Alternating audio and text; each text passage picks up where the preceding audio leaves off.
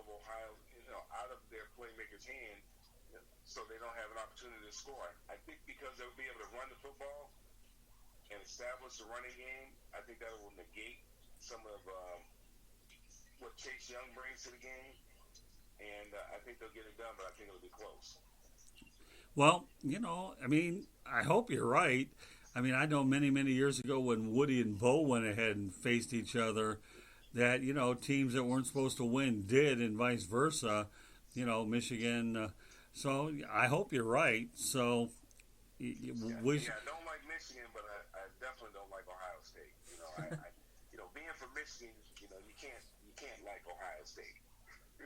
Oh, well, okay. So with that said, all right, and what you were referring to was when Michigan uh, came back against Penn State.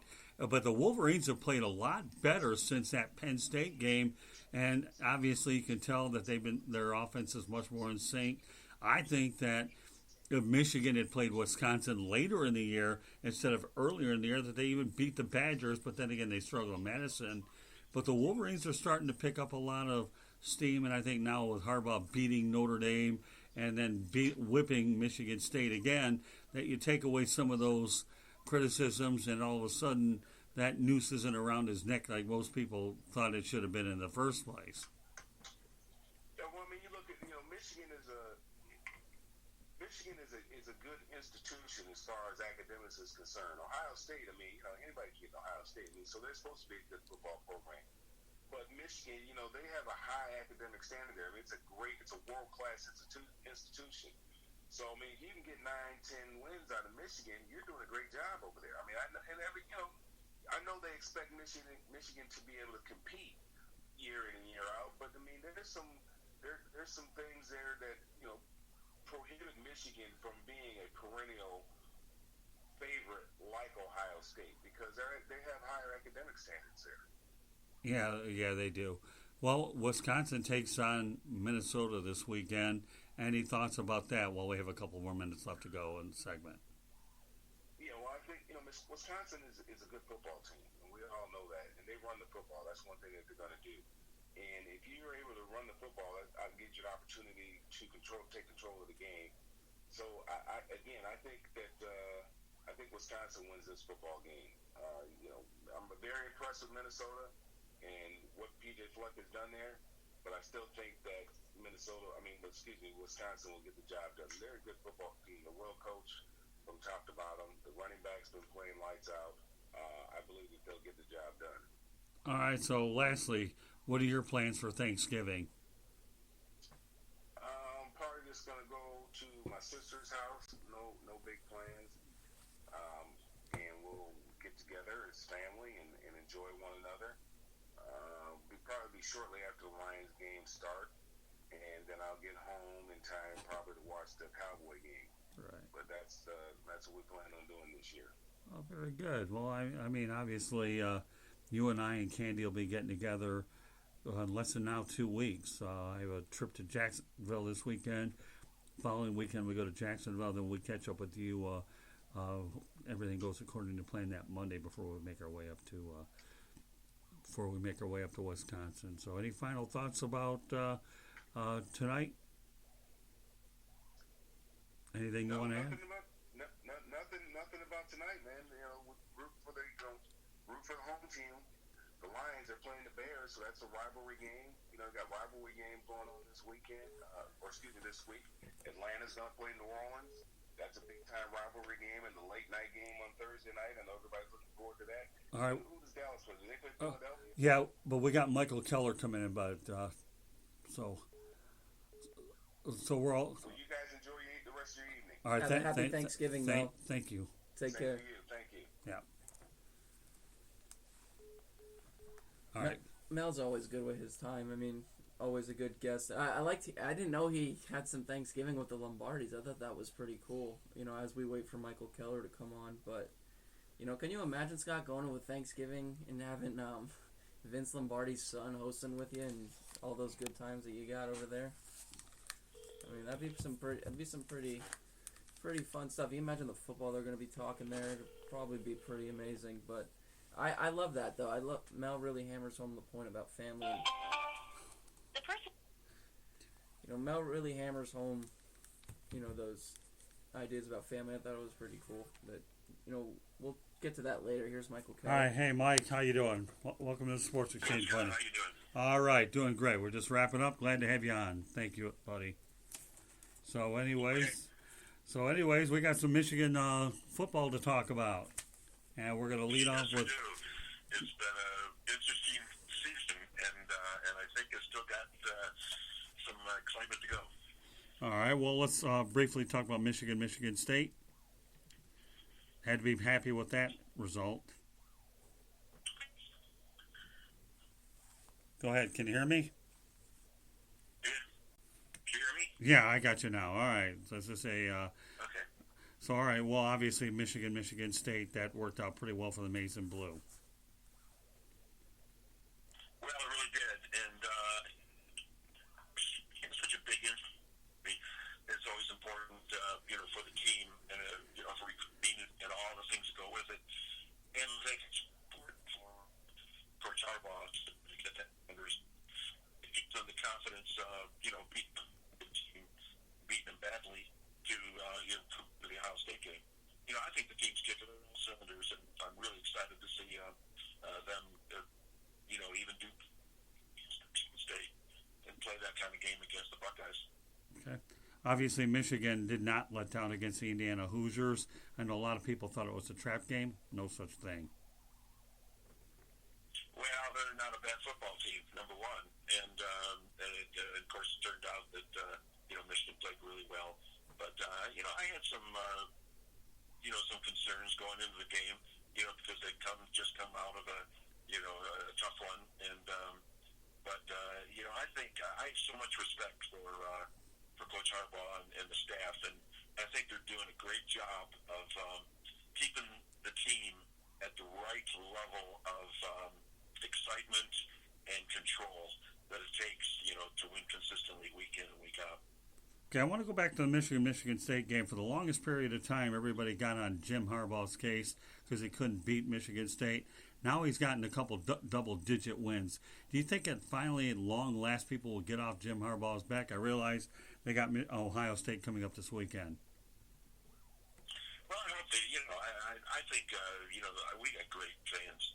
Don't get me wrong, the people who follow Michigan, but they've high standards over the years that, they have a tendency not to be as open-minded.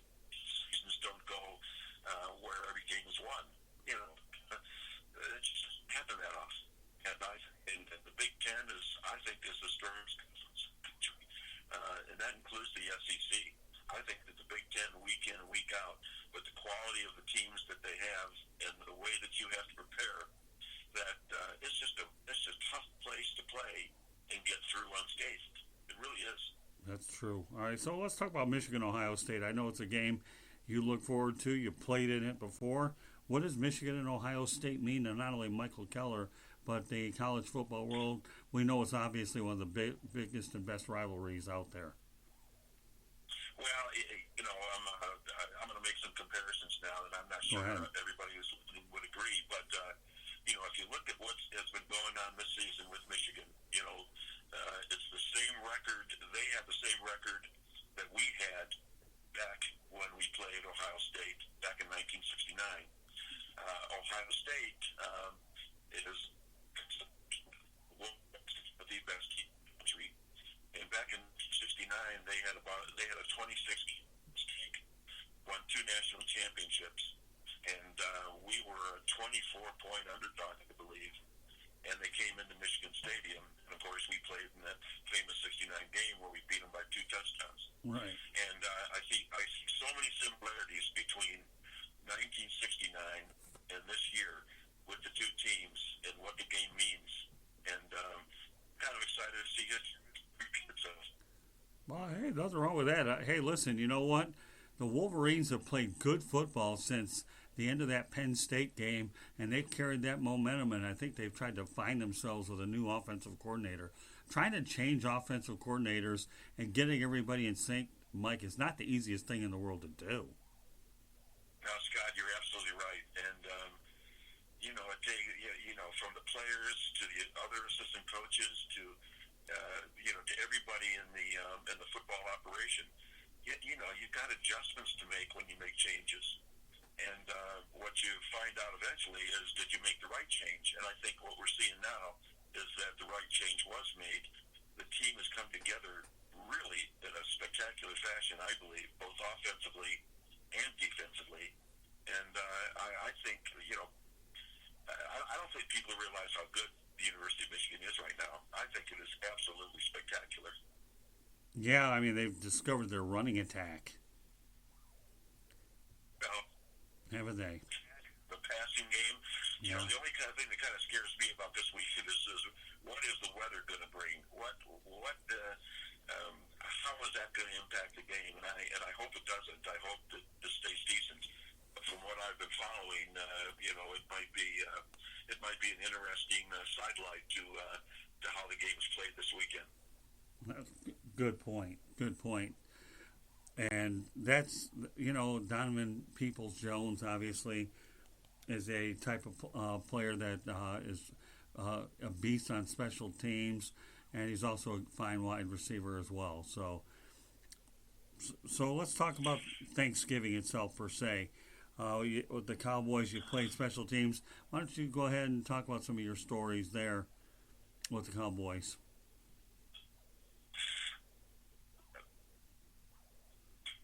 Can you hear me?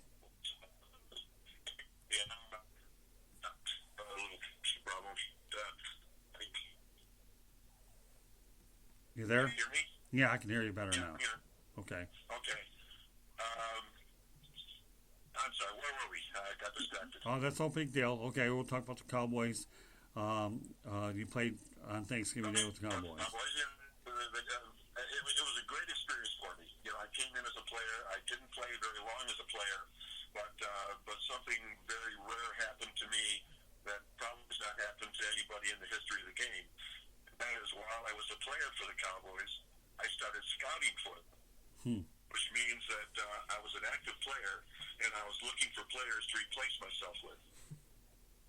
Oh, yeah. Of course, it didn't go on for very long, but I was booted upstairs. I became a full-time scout, which led to a 40-year career in professional football. So, I'm very thankful for the Cowboys, what they did for me. I'm still close to the organization, but they really set me on my way to a career that very few players actually have the ability to experience. Yeah, they sure did. I know the Dallas Cowboys and the Detroit Lions are the only teams for the longest time that were able to host a game. I know at one point when I spoke to Jerry Jones, I told him that when there was talk that the Lions could lose the game, he said, "There's no way I'll let that ever happen." Is Jerry Jones that big of an influence that he could have kept things intact, even though they ultimately led to a compromise there? Well, I think he's probably as influential an owner with his team as any owner in the National Football League. But that's a choice that he made. Most owners that I've ever been associated with, just to run,